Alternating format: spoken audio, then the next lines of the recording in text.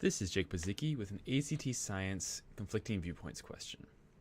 Now, this question is asking us, this is one of those questions that proposes a hypothetical situation and then asks you how it affects one of the scientists or both of the scientists' arguments. In this case, they're asking how the discovery of HLA molecules in both bluebirds and beavers would support scientist two's argument.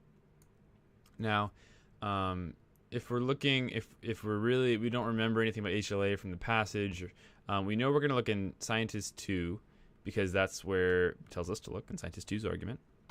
And if we're looking where it talks about HLA, we can see that it's here in this second paragraph because it has HLA, right? And if we're reading, we can see that it talks about how HLA is found in both humans and monkeys, but how some chimpanzee molecules are closer to humans than some human antigens of HLA are to each other, and how this supports that a one ancestor hypothesis is impossible.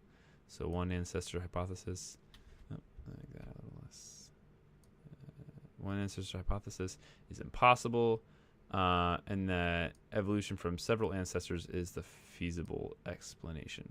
So this is what it talks. This is what every time that we see like this keyword HLA, especially if we don't remember anything about it from the passage, if you see it in the paragraph, just read the paragraph. Get the context you need to get the question right. So now we're going through our answer choices to see how a discovery that HLA molecules are found in both bluebirds and beavers would affect scientist two's argument. So, actually specifically how it would support scientist two's argument, or actually, really. We're trying to figure out which argument of scientist 2 this discovery would support. So if we're reading the first answer choice, the presence of HLA molecules in separate species does not necessarily prove the existence of a single common ancestor.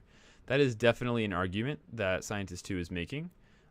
We see that they're comparing chimpanzees and humans and saying that just the presence in these two animals does not prove that they're a similar common ancestor because they're even some of them are more different in humans than humans are to each other than humans are from some chimpanzees.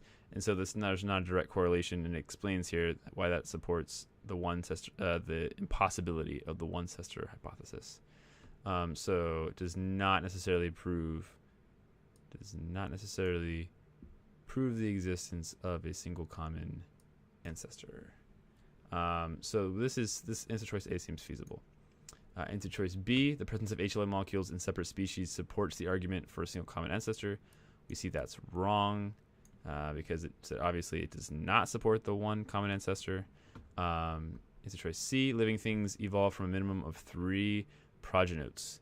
It didn't say anything about progenotes here, but whenever it gives you a specific piece of vocab like this, you should always look back into the passage, see where it's talking about it, because it might be referring to something somewhere else that's important. And in this case, we see that it defines progenotes universal common ancestors here. And it does, if we're reading the passage, it does say that living cells evolve from a minimum of 3 progenotes. So this could be an answer choice. We're going to leave it on the table for now because it seems like it's in the passage. And the last answer choice here is living things evolve from a single progenote, which is obviously contradictory to what it says in scientist 2's perspective. So we're going to cross that out. So this answer choice is gone, and this answer choice is gone, and we're really just down between A and C. And so whenever you're down between 2 choices, I usually read the question again just to remind myself. And the question says, suppose that the HLA molecules were discovered in both bluebird and beaver populations. This would support scientist 2's argument that blank. Okay, so scientist 2 is obviously making both of these arguments, that living things evolve from a minimum of 3 progenotes, which he makes in paragraph 1. And then he's making this argument that the presence of HLA molecules in separate species does not prove an existence of a single common ancestor in paragraph 2. So which one of these arguments would be supported by the discovery that HLA molecules were discovered in both bluebirds and beavers?